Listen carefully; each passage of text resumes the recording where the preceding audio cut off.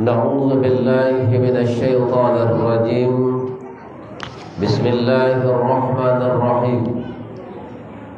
السلام عليكم ورحمة الله وبركاته.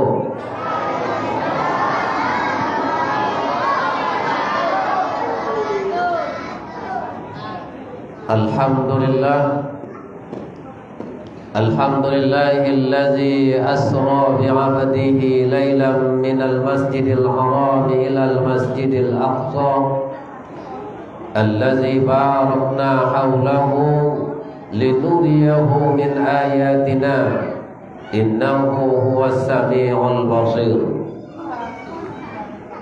أشهد أن لا إله إلا الله وحده لا شريك له إياه نعبد وإياه نستعين وأشهد أن سيدنا ونبينا محمدا عبده ورسوله خاتم الأنبياء والمرسلين رحمة للعالمين. سبحانك لا علم لنا إلا ما علمتنا إنك أنت العليم الحكيم. رب اشرح لي صدري ويسر لي أمري واحلل عقدة من لساني يفقهوا قولي. قال الله تعالى في كتابه الكريم: أعوذ بالله من الشيطان الرجيم. بسم الله الرحمن الرحيم. ضربت عليهم الذلة أينما ثقفوا إلا بحبل من الله وحبل من الناس. وقال النبي صلى الله عليه وسلم: الصلاة مفتاح الجنة. وقال أيضا: الصلاة معراج المؤمنين. صدق الله العظيم وصدق رسوله النبي الكريم ونحن على ذلك من الشاكرين والحمد لله رب العالمين. Yang saya hormati Bapak Ketua Masjid beserta Bapak para pengurus dan orang-orang tua saya sebagai penasehat. Yang saya hormati Bapak RT, Bapak Imam, kemudian yang saya hormati Ustaz Bapak Zulfahmi, selanjutnya Bapak Ibu, anak-anak kami hadirin wal hadirat rahimakumullah. Di malam yang berbahagia ini, mari sama-sama kita bertafakur, sekaligus kita tingkatkan rasa syukur kita kepada Allah Subhanahu wa taala. Bermuhasabah kita sejenak, beriktikaf kita sebentar, merenung kehidupan yang diberikan oleh Allah kepada kita sampai saat yang berbahagia ini. Allah masih memberikan peluang kepada kita untuk dapat bertemu di tempat yang paling dimuliakan oleh Allah di permukaan bumi ini. Tempat itu tidak lain dan tidak bukan adalah masjid. Sebagaimana Allah katakan, innama ya'muru masajidallah man amana billahi wal yawmil akhir wa aqamas shalah wa ataz zakah wa lam yakhsha illa Allah fa asa ulaika an yakunu minal muhtadin. Mudah-mudahan kita duduk pada malam hari ini di rumah yang paling dimuliakan oleh Allah di permukaan bumi ini. Mudah-mudahan mendapatkan berkah dan ridha dari Allah Subhanahu wa taala. Amin ya rabbal alamin. Salawat beserta salam buat junjungan alam Nabi kita Nabi Muhammad sallallahu alaihi wasallam. Allahumma shalli ala sayyidina Muhammad wa ala ali Muhammad. Assalamu alayka ya Rasulullah. Bapak Ibu para jemaah hadirin wal hadirat rahimakumullah. Bulan ini termasuk bulan yang disebut oleh Allah di dalam Al-Quran, yang kata Allah, inna iddatash syuhuri indallah isna asyara syahran fi kitabillah yauma khalaqas samawati wal arda minha arba'atul huruf. Dikala Allah menciptakan 12 bulan, dan dari 12 bulan itu Allah ciptakan bersamaan dengan ciptanya langit dan bumi ini. Dan dari 12 bulan itu Allah berikan 4 bulan yang disebut dengan Arba'atul Hurum, bulan haram.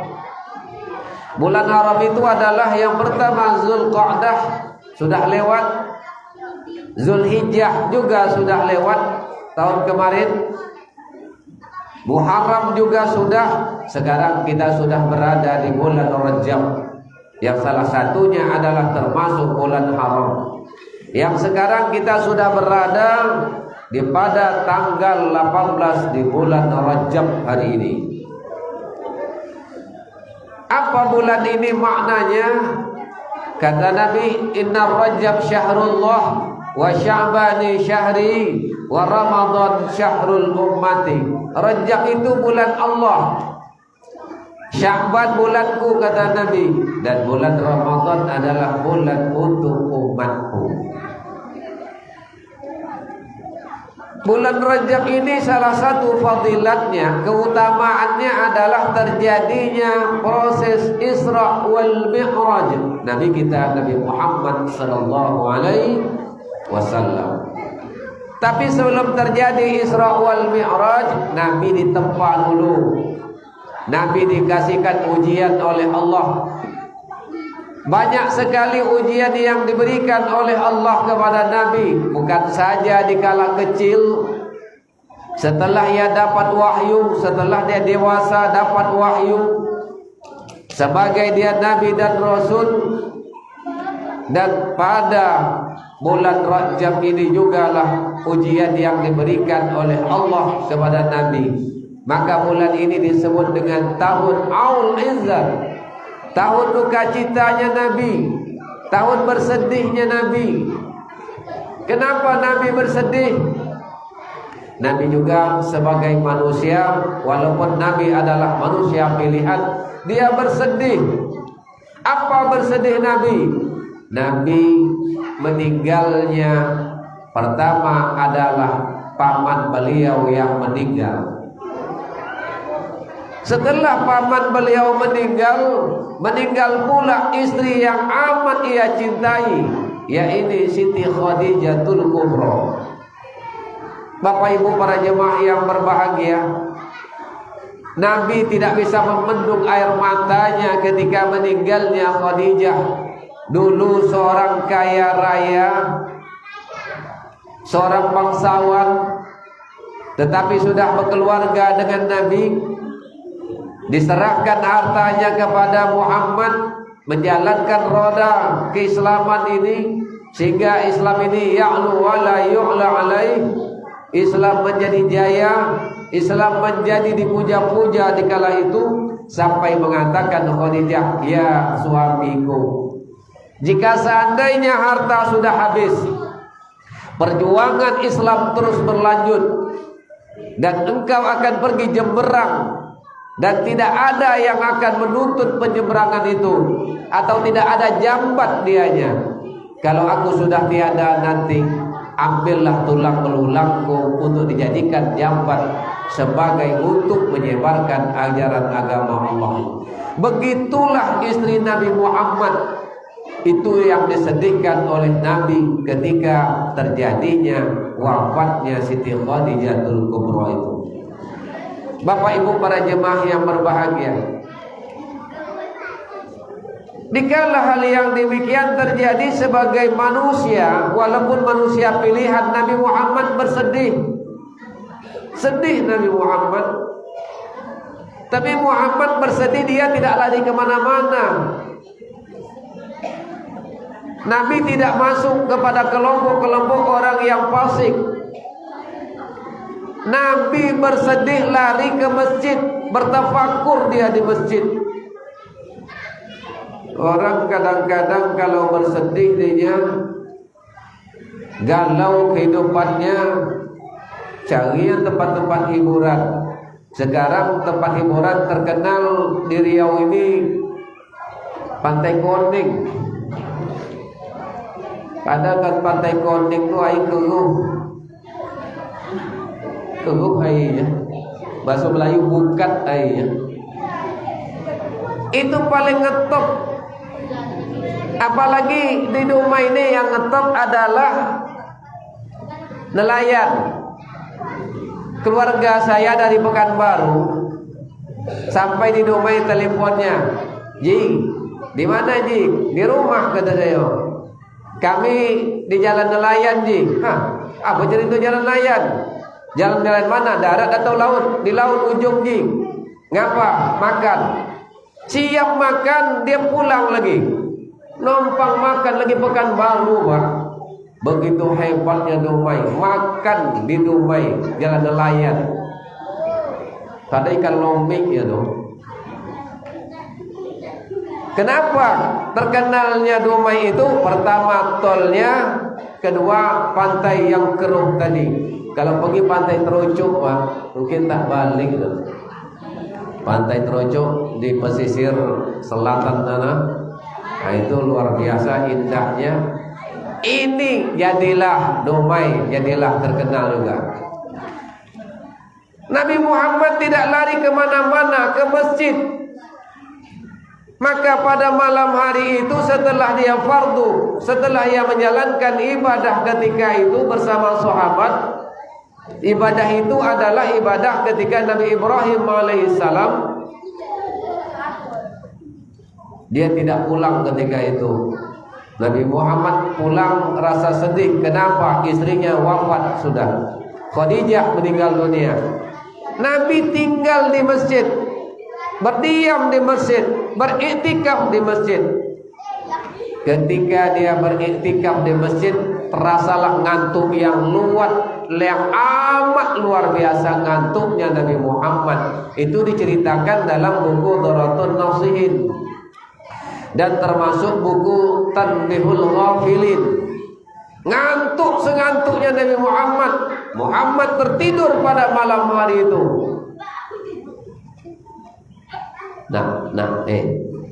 Nanti ini siapa namanya? Kalau nanti Bapak, ini cerita nanti ada ujian di situ tuh.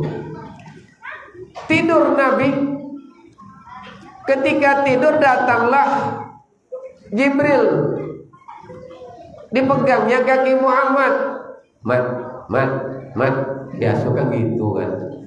Kalau orang di kampung namanya Fatimah, Aminah, Minah. Tapi ada nama keluarga saya namanya Siti Aminah. Siti Aminah sampai di Dumai berubah nama Mince. Kan jauh betul. Mince. Namun di kampung diberi orang tua Siti Aminah. Sampai di Dumai nak keren Mince. Kan jauh betul. Nabi Muhammad digoyang oleh Jibril, dipegang lututnya. Ketika Nabi Muhammad terbangun ketika itu, tidak ada orang di kiri kanan, hanya sahabat, ada 2 orang yang tidur, Umar yang tidur dan Ali ketika itu juga ikut menemani Nabi, tapi tertidur pulas ketika itu. Dan selanjutnya Nabi Muhammad tidur lagi. Tidur itu digedor lagi, dipegang oleh Jibril. Muhammad, bangun. Hai orang-orang yang berselimut, bangun. Bangun. Ketika dia terbangun tadilah Jibril tidak menampakkan wajah yang aslinya, tetapi ada bentuk ketika itu wajahnya putih dan harumnya luar biasa. Nabi Muhammad yang begini karena dia sudah mendapatkan wahyu Iqra ketika itu, langsung tembak. Jibril, kata Nabi Muhammad, "Ya Muhammad." "Ada apa Jibril?" Kata Jibril, "Ya Muhammad, aku diperintahkan oleh Allah untuk jemputmu." "Kemana Jibril?" "Ke Sidratil Muntaha ya Muhammad." "Ada apa Jibril?" Apa kata Jibril? "Inni a'taitu ummatin Muhammadin sallallahu alaihi wasallam." Allah akan berikan hadiah kepadamu Muhammad. Allah akan berikan hadiah yang luar biasa. Hadiahnya kunci Muhammad. Kunci apa Jibril? Kunci surga ya Muhammad. Bayangkan Pak, diberikan hadiah oleh Allah kepada Nabi Muhammad, hadiahnya kunci. Kalau gitulah diberikan hadiah. Saya ketika baca doa acara resepsi pernikahan di Hotel Kompon, kalau orang Melayu bilang hotel yang tak berikut, ya Kompon kan tak berikut. Ketika saya baca doa, datanglah keluarganya, Pak Ustadz, ini ada hadiah Ustadz dari mempelai. Ucapan terima kasih atas doanya. Jadi saya sudah terlambat datang tadi ini, mohon maaf saya. Pertama sudah isya tadi langsung menghalalkan yang haram dulu, mengakad nikahkan orang. Apa itu tadi saya langsunglah tancap. Rupanya sampai di SPBU Budi Kemuliaan macetnya ya Rabbi, macet semacet-macetnya. Nah itulah berpusing-pusing potong kompas, maka terlambat saya. Hadiah diberikan Muhammad, inni a'taitu ummatin Muhammadin sallallahu alaihi wasallam. Aku akan berikan hadiah kepada umat Muhammad, dan kepada Nabi Muhammad aku berikan hadiah. Apa hadiahnya? Kunci. Bayangkan kunci. Kita diberikan kunci rumah saja, diberikan kunci Honda. Ini kunci Honda, ambillah Honda ini. Saya tak usahkan kunci Honda diberikan. Kalau kunci sepeda, Pak Ustadz, ini kunci sepeda Ustadz untuk mengayuh di pagi hari, jemput di Pekanbaru Ustadz. Yakin saya akan berangkat menjemput sepeda itu. Apalagi kalau kunci itu diberikan oleh Allah kepada Nabi Muhammad, kunci surga. Tapi apakah langsung Nabi Muhammad ke Sidratil Muntaha? Wan najmi idza hawa ma dhalla sahibukum wa ma hawa wa ma yantiqu 'anil hawa illa wahyu yuha. Sampai ke Sidratul Muntaha langsung Nabi Muhammad ke Rob itu? Tidak. Nabi Muhammad ada proses dahulu. Jadi nak dapat kunci itu ada proses. Apa prosesnya? Inilah ibrah di dalam catatannya. Kemana Nabi Muhammad dulu? Dibawa ke sumur Zam-Zam. Kenapa Nabi Muhammad dibawa ke sumur Zam-Zam? Inilah yang kita ambil ibrah. Man asbah li dunyahu akbaruhu hammihi falaysa minallahu syai'a. Barang siapa di waktu subuh kena perintah itu adalah mulai di waktu subuh, solat itu. Ketika kita bangun di waktu subuh, man asbah, barang siapa di waktu subuh itu yang paling besar diingatnya dunia, Allah akan sumpatkan 4 perkara dalam hatinya. Datang harta yang banyak, harta itu tidak berkah. Harta yang banyak menyusahkan hidupnya. Kemudian rasa tidak puas-puas dengan harta, seperti minum di air laut.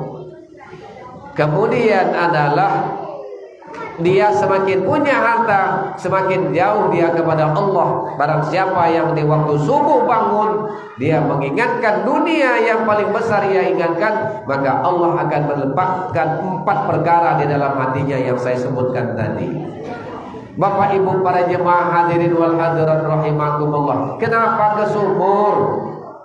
Dibelah perut Nabi Muhammad, dikeluarkan hatinya. Apa maknanya? Inilah di dalam hakikatnya disuruh oleh Allah kita ke sumur dulu. Bab disebut dengan bab toharoh. Makanya di dalam fikih itu tak langsung bab solat, ada bab toharoh dulu, membersihkan diri. Maka di dalam hadis dikatakan waqalal ma'un i'anzalli an ashkura nikmatakallak. Apa kata air? Ingat, ini air berkata, Setiap hari ini air ini berkata, wa qalal ma', berkatalah air kepada Allah, in a'zalli an ashkura nikmataka lak. Apa kata air? Wahai Allah, apabila manusia dibangun waktu subuh, dia bangun di waktu subuh, aku hanya sekedar dianya untuk bersuci, aku hanya sekedar dia untuk minum, aku hanya digunakan untuk mandi, aku digunakan untuk bersuci, mencuci pakaian, mencuci keperluan dia, dan tidak menyucikan, membersihkan dirinya. Apa kata air? Berikan peluang kepadaku wahai Allah, aku akan mengazabkan mereka itu nanti ketika nanti dalam sakaratul maut. Air sebenarnya berkata, Pak. Makanya orang yang mengambil wudu, kata dalam sebuah riwayat, make up laki-laki dan perempuan, make up yang paling bagus adalah wudu. Makanya wudu itu nanti dikatakan simahum fi wujuhihim min asaris sujud. Berwudu, bersiwak, atau kita gosok gigi, ambil wudu. Ketika kita mengambil wudu, air ini berdoa kepada Allah, wahai Allah, jangan engkau nanti adalah hauskan mereka itu di padang mahsyar. Siapa dia? Orang yang di waktu subuh bangun, dia berkumur, diambil wudu, kemudian dia sholat. Jangan engkau hauskan mereka. Kenapa? Air wudu itu sudah tersimpan di dalam jasad kita atau di dalam roh kita. Jadi air itu yang kena dalam pori-pori kita ini, di muka kita ini, di tangan kita ini, jangan ada penghalangnya, di rambut di bagian kepala kita ini, akan tersimpan dalam roh yang dalam masuk dalam pori-pori kita. Jadi kalau rambut sudah beruban, jangan disemir-semir lagi, biola. Kalau disemir rambut itu, dia tidak akan tembus air. Hati-hati juga ibu-ibu pakai bedak, Bu. Hati-hati pakai kosmetik. Hati-hati pakai apa tuh yang merah tuh? Lipstick. Yang seminggu tak menyerau aja seminggu. Tak pucat-pucat seminggu. Yang di sini dikasih les lagi, diles di sini, naik sikit kena hujan meleleh. Itu kalau dia berwudu tak tembus di wajah kita, di pori-pori air kita, maka termasuklah hukum wudunya itu tidak sah. Termasuk di tangan, termasuk di kepala, termasuk di kaki. Bapak Ibu para jemaah hadirin wal hadirat rahimakumullah. Itulah maknanya air ketika itu. Setelah Nabi Muhammad dibedah, disucikan hatinya, karena orang akan menghadap Allah harus bersih jiwa dan hatinya menghadap Allah, maka Nabi Muhammad jangan seperti kita bedah, itu tidak. Tapi ini memang perbuatan Jibril, disuruh oleh Allah untuk mensucikan hati Muhammad, ditambah dengan ihsan, karena ihsan itulah yang akan berhadapan dengan Allah. Makanya ihsan itu dalam sholat, ihsan itu ketika kita sholat, kalau kita tidak melihat Allah, maka sesungguhnya adalah Allah melihat kita dengan jelas. Maka itulah timbul akan rasa khusyuk kita kepada Allah dalam menjalankan ibadah sholat. Bapak Ibu para jemaah yang berbahagia, setelah dari sumur Zam-Zam tadi, Nabi Muhammad dibawa dekat Hajar Aswad, antara rukun Yamani dengan rukun Hajar Aswad. Di situ diletakkan air lagi, masih air lagi diletakkannya. Nabi Muhammad disuruh pilih oleh Jibril, Muhammad sebelum berangkat, pilih dulu air ini supaya umatmu tidak tenggelam nanti. Muhammad pilih deh air itu. Ada 3 gelas air. Dalam buku Rukun ada 3 gelas. Dalam kitab-kitab yang lain 2 gelas. Ada yang disebut dengan Labanon. Kemudian ada disebut dengan khamru wal maisir. 3 gelas, ada 2 gelas. Nabi Muhammad mantap dianya mengambil yang disebut dengan adalah laban, susu. Ketika Nabi Muhammad mau minum, disuruh Jibril, Nabi Muhammad ditahan tangan dulu. La tashrab Muhammad, jangan minum dulu. Maza Jibril, tadi kau suruh aku minum, sekarang adalah kau tahan minum. Ya Muhammad, di samping gelasmu ini ada iblis yang sedang ingin ikut minum Muhammad. Iblis akan memasukkan bumbu yuhibbun dunya wa yansaunal akhirah. Dekat makanan kita itu ada iblis yang akan ikut makan kita. Jadi kata Muhammad, Jibril, bagaimana menghalau iblis itu Jibril? Mudahnya Muhammad menghalaunya. Bagaimana menghalaunya? Pertama baca ta'awuz. Apa deh? Ta'awuz. Apa ta'awuz? A'udzubillah, bukan ta'awuz. Ta'awuz katanya. Ta'awuz itu adalah a'udzubillah. Maka Nabi Muhammad bacalah a'udzubillahi minasyaitonir rajim. Ketika itulah iblis mendengar a'udzubillahi minasyaitonir rajim, aku berlindung kepada Allah daripada godaan iblis, laknatullah. Jadi kalau kita nak makan, jangan tinggallah baca 2 kalimat itu. Kalau tak baca a'udzubillah, baca bismillah.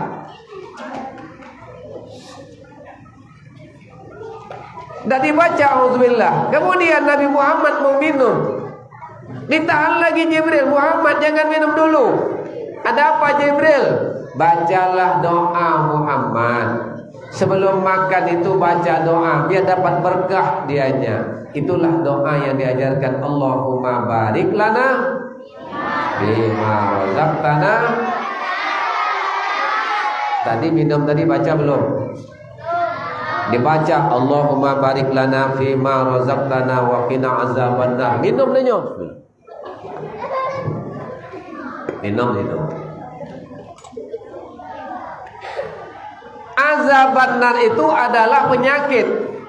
Makanya orang yang selalu menyebut nama Allah dan dia berdoa dianya, itu adalah sebahagian daripada penyakit atau molekul yang ada dalam air. Penyakit dalam air itu, wabah dalam air itu akan dihilangkan oleh Allah Subhanahu wa ta'ala. Makanya jangan berlebih-lebihan. Sudah minum. Nabi Muhammad dimasukkan ke dalam kendaraan buruk. Ini kena ada anak, saya cerita tentang ini sedikit. Kendaraan buruk. Yang kendaraan buruk itu ada orang tua kita dulu di kampung. Ada gambarnya badan kuda, kepalanya manusia, pakai mahkota. Tidak usah kalau ada itu, tidak usah.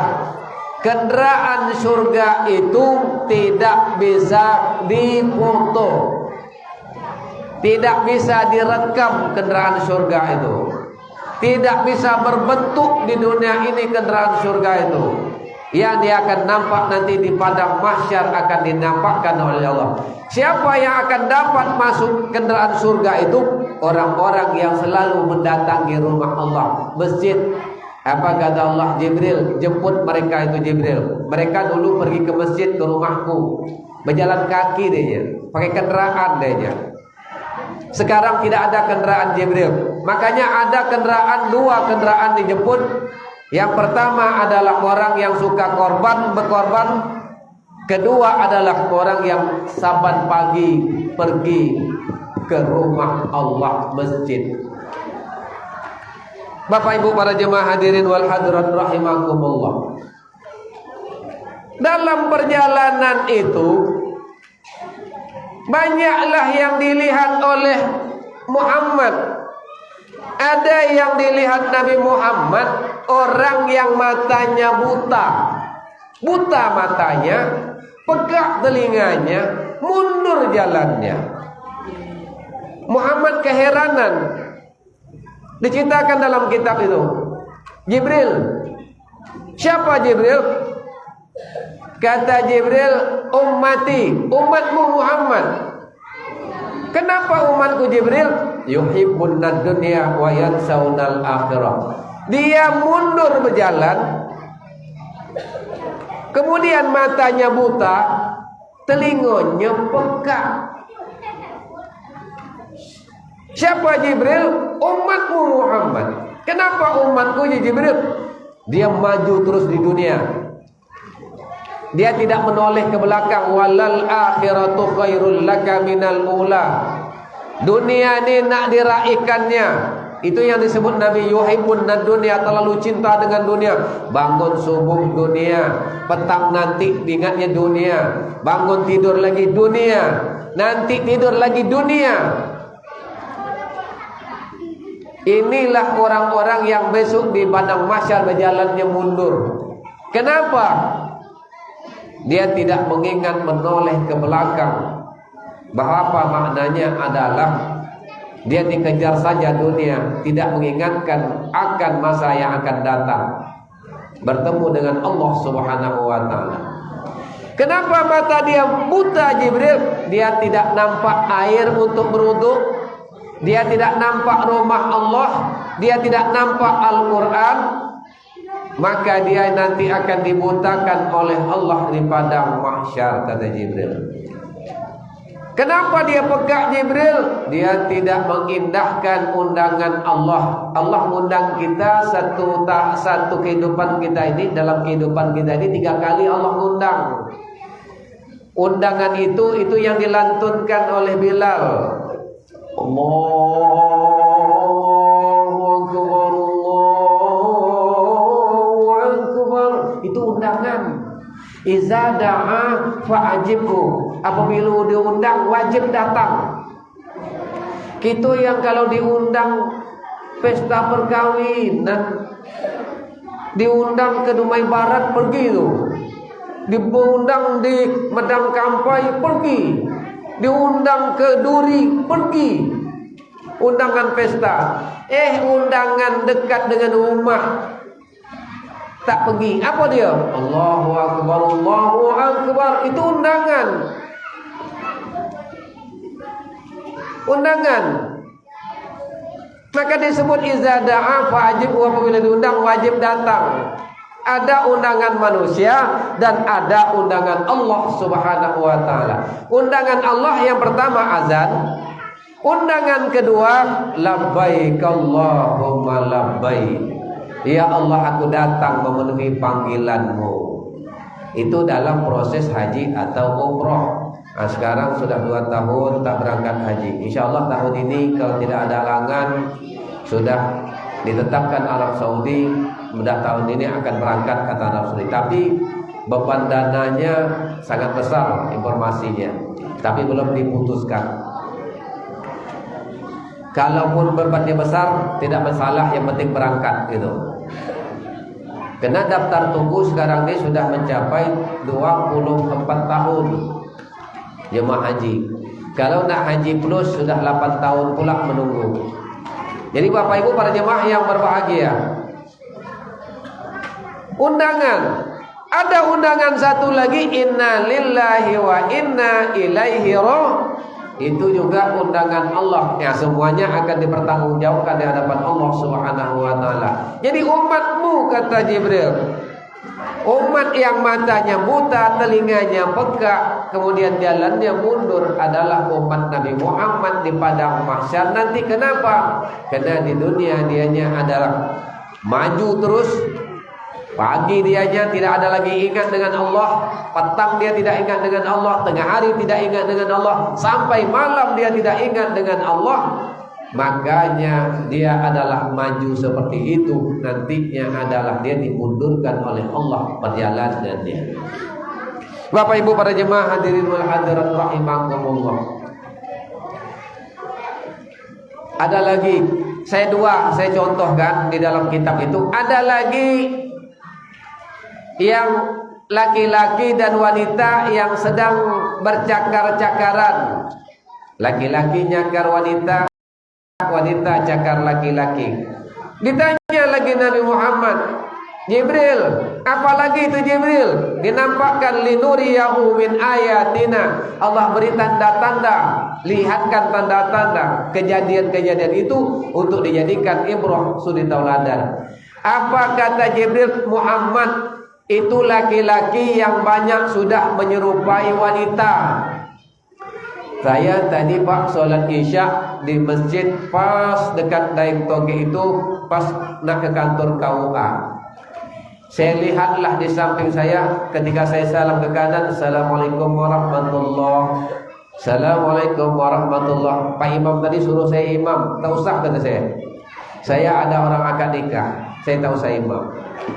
Saya salam ke kiri, ternyata saya lihat rambut laki-laki sampai ke ini. Lillahi ta'ala, bercocang. Dicocang sampai kemari. Ini laki-laki, perempuan. Rupanya laki-laki, rambutnya sampai ke sini, tapi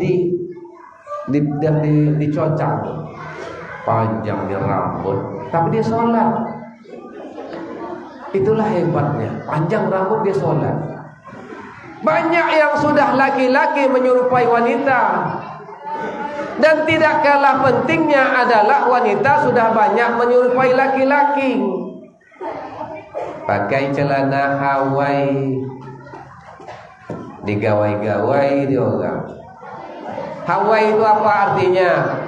Hancurkan. Wanita. Islam, hancurkan wanita Islam. Sekarang di India bagaimana menghancurkan Islam? Yang di kantor tanggal jilbabnya, yang di jalan mahasiswa ditanggal jilbabnya. Di Cina juga azab kita umat Islam. Di Myanmar ajab kita umat Islam.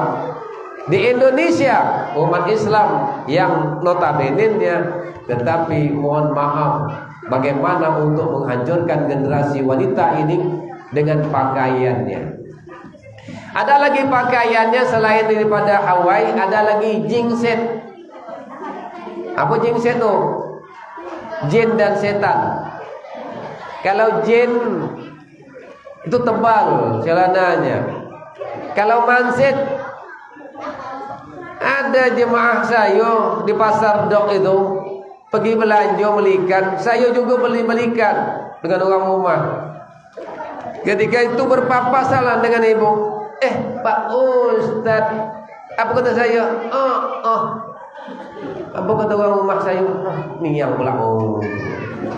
Kenapa ibu-ibu pergi ke pasar pakai baju tidur? Pakai celana mangset.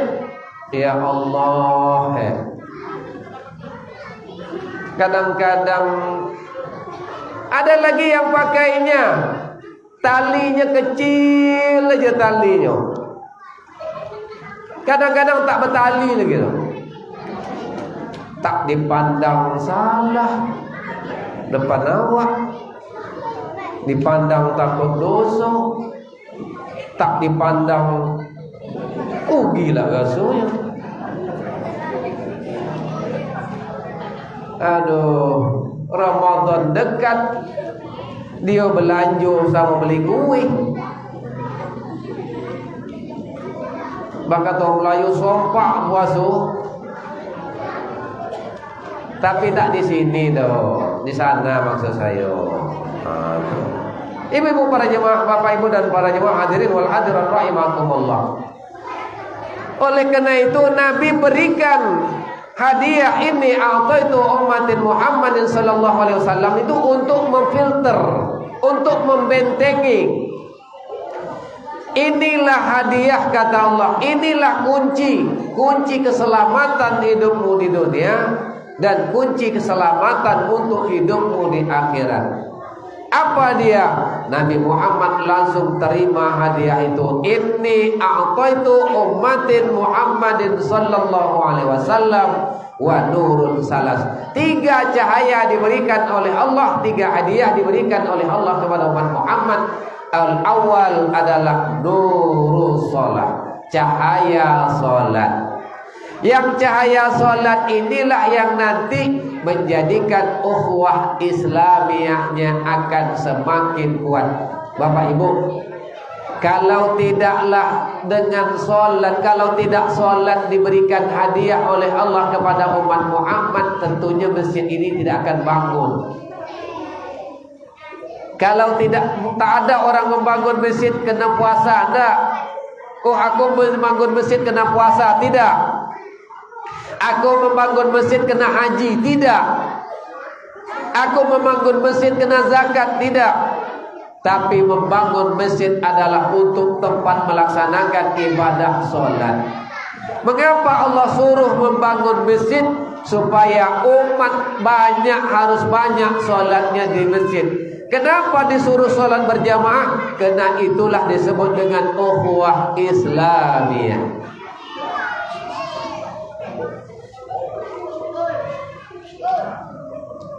Itulah ukhuwah Islamiyah.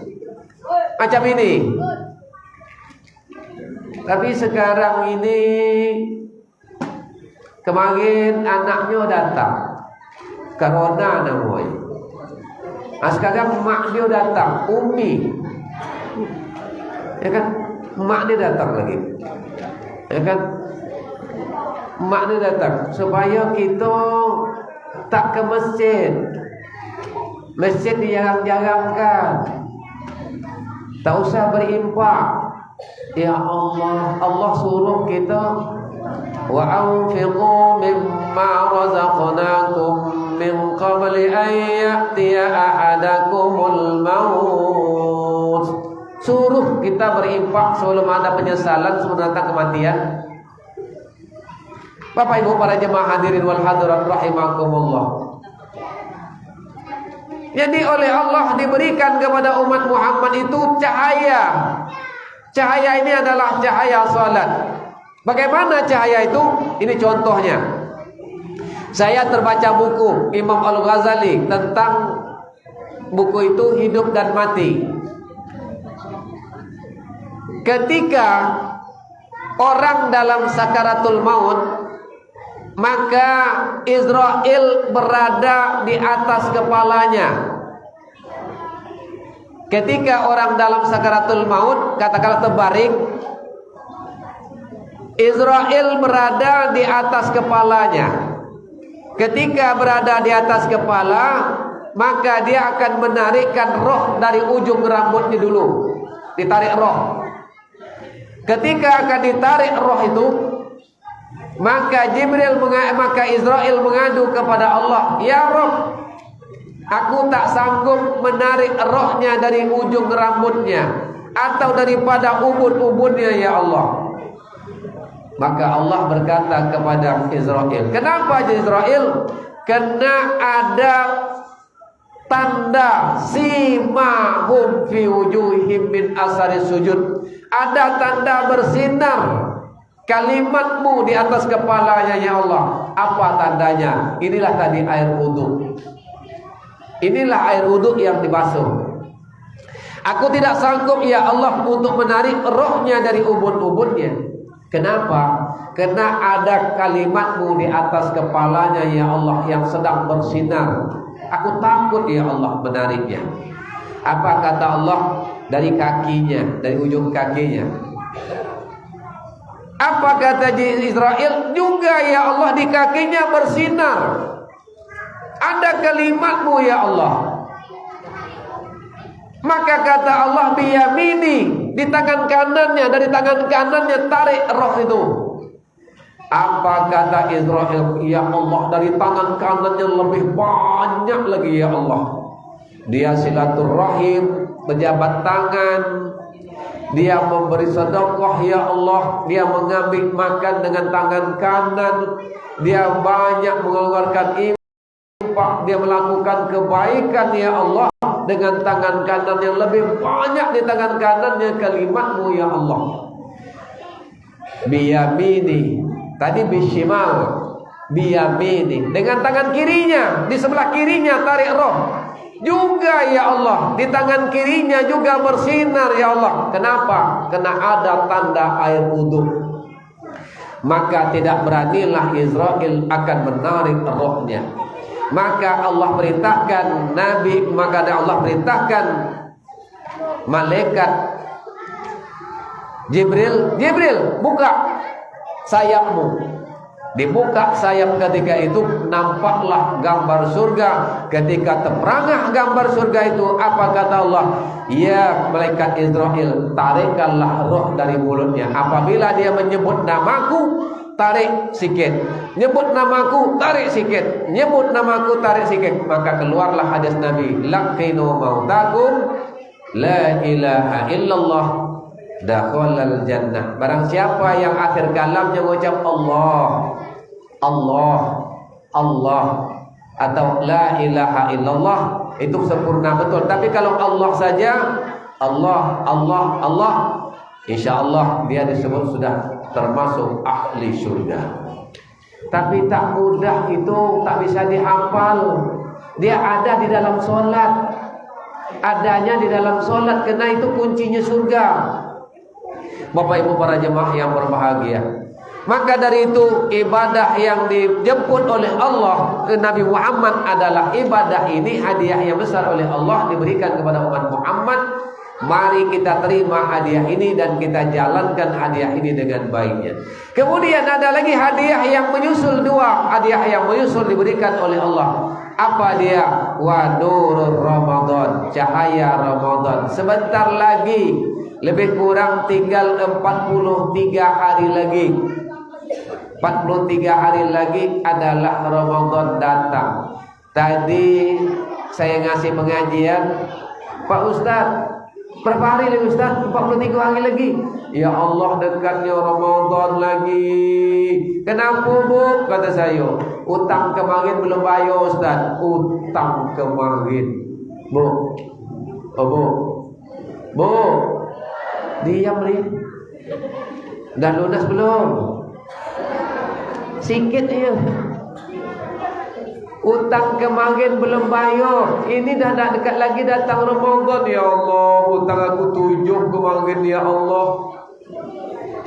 Ada utang sampai 15. Mak banyaknya utang. Kalau 2-3 tak apa utang. Ini belumlah dibayar. Makanya bulan ini perbanyakkan puasa untuk mengganti bulan Ramadan yang kemarin. Jangan ditakutkan datang Ramadan. Karena datang Ramadan itu umat Islam terpecah menjadi 4. Pertama, Islam illa ismu, nama je. Ketika Ramadan datang, merah mukonya, tak sanggup dia puasa. Tapi hari raya nanti puasa tidak, hari raya mau. Ada lagi satu kelompok datangnya Ramadan, puasa-puasa, tapi puasanya diambil hari-hari krusial. Apa? Awaluhu, awal. Wa ausatuhu, tengah. Wa akhiruhu, akhir. 3 ya, sebulan kata dia. Ada lagi sekelompok yang satu lagi, kelompok yang 3 datang Ramadan, dia puasa, solat pula tidak. Tak di sini doh, sana maksudnya. Puasa, solat tidak, balik kantor. Tak terdayu lagi ucap salam. Dah 5L, letih, lesu, lelah, lunglai, lotoi. Yang paling berat lapar. Pulang ke rumah tak mengucap salam lagi doh. Salam pun tak kuat. Assalamualaikum. Istri menambah 7L, lembab, salam. Kenapa? Ramadan, lembab dia. Bang, orang nak solat asar lagi bang, tak terdayu aku nak ke masjid dong. Ya Allah, bang, kau tak terdayu di rumah bang. Cepat solat, orang nak solat. Tak terdayu aku berdiri dong. Tak terdayu berdiri, lotoi. Kalau tak terdayu berdiri, duduk bang. Duduk pun tak kunang-kunang mataku. Kalau gitu goleng solatnya bang. Ayolah goleng solatnya. Pupu tak solat, tidur dia. Nanti ada umat Islam puasa solat tidak. Tak di sini doh, sono. Dua ibarat. Tapi ada umat Islam dia paling rajin. Maka disebut oleh Nabi kata Nabi, Man tahawana bisalah ma'al jamaah, barang siapa yang bersuka-suka melaksanakan solat berjamaah, maka besok dia akan ditemukan oleh Allah di padang mahsyar. Engkau Mina, oh cantik wajahmu Mina. Kenapa Mina? Aku dulu solat berjamaah, belum lagi azan aku dah ada di masjid. Oh dikau Fatimah, tak tanggung pula wajahmu Fatimah. Kenapa wajahmu begitu cantiknya Fatimah? Aku pokoknya azan belum, aku sudah tahiyatul masjid. Datang pula Tukiyem pula. Tukiyem itu cantik juga Tukiyem itu. Kenapa? Aku pas azan aku baru bergerak dari rumah katanya. Tapi ada juga orang datang nak assalamualaikum lagi baru sampai. Apalagi hari Jumat. Saya khotib 2-3 kali sudah. Sekarang kaca kan tembus. Ada yang saya khotib dia duduk di kedai ngerokok aja.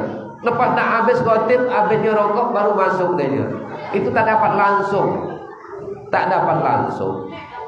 Di luar dia berbicara-bicara dan sebagainya, tak dapat langsung dia. Ya kan hari Jumat itu, Bapak Ibu para jemaah yang berbahagia. Selanjutnya hadiah yang ketiga adalah wa nurul Quran. Al-Quran ini mempersatu. Disebut dengan hubul waton, cinta negara, cinta tanah air, adalah kita selalu menggali kena Al-Quran ini ada 10 hukum yang terbesar. Termasuk adalah dalam Al-Quran ini disebut dengan siklul mizan. Al-Quran ini nanti adalah menjadi pemberat timbangan mizan kita. Kenapa Al-Quran tidak mau dibaca oleh umat di akhir zaman ini? Orang lebih suka baca WA sesama manusia, tapi WA Allah lupa dia baca. Ini WA Allah nih, yang 15 abad yang silam Allah turunkan WA Allah 6.666 bait WA Allah. Payah nak dibaca WA Allah satu hari satu malam. Hari Jumat Yasin aja.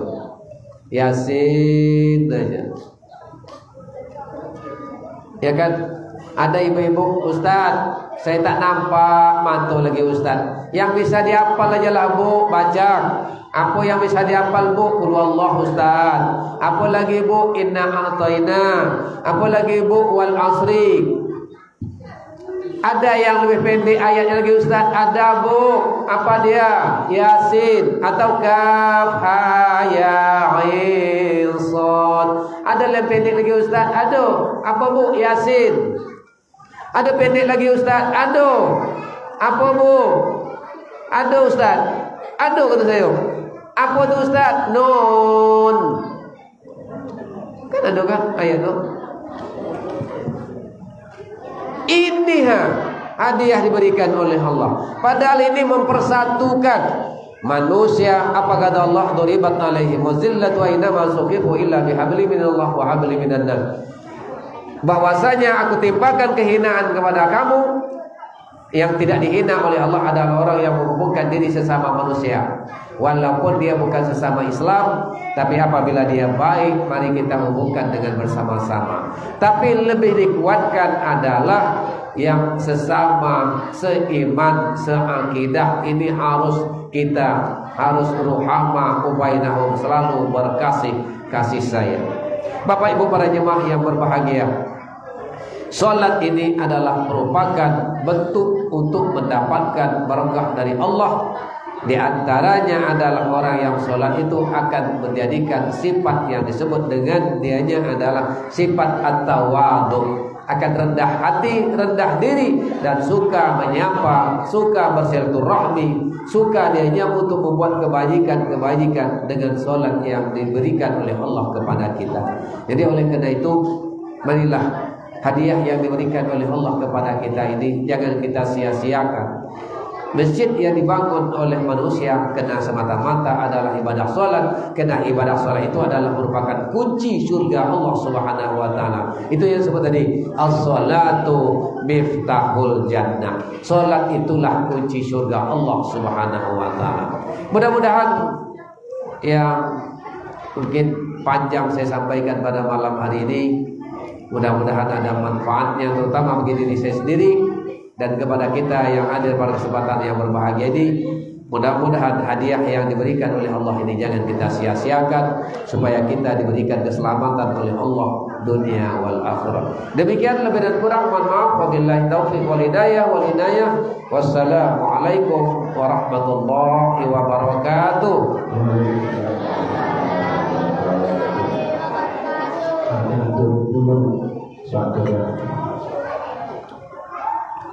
Itulah kajian kita yang disampaikan oleh Bapak Ustaz tadi. Sekarang kita dulu. Kita akan membagi-bagikan hadiah, yaitu lomba salat jenazah, surat pendek dan duduk. Coba dulu yang rapi dulu. Yang rapi ya. Yang rapi yang namanya dipanggil Bapak Ibu yang punya anak, berbanggalah bahwa anak-anak itu diserahkan mengaji di sini sudah pakai menyolatkan jenazah. Kalau mati kita besok tidak ada anak yang mau menyolatkan. Saksikanlah sekarang. Jadi kena sedih orang. Mamanya mati, anaknya ada 7, 1 pun nggak bisa jalankan. Ada anaknya, ada. Mana anaknya? Siapa yang salah? Nggak bisa terima masjid aja lah. Sedihnya orang tua gitu kan. Nggak pandai memandikan mayat, nggak pandai memandikan apa awal mati. Para orang mau nyawa mandikan 5 tahun, 3 kali sehari. Ya bu, tahu-tahu orang mati sekali kita pandai, sekali aja. Terbaik. Nih siap-siap yang dipanggil namanya tampil ke depan ya.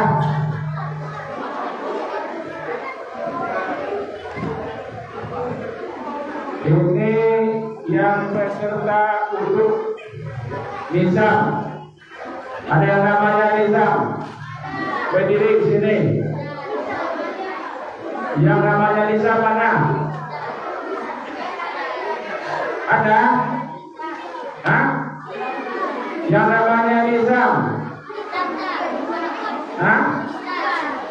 Nizam. Rifai ada Rifai? Dah, sini. Mana dia? Berdiri sini. Tegak sini. Nah, itu. Yang namanya Razik.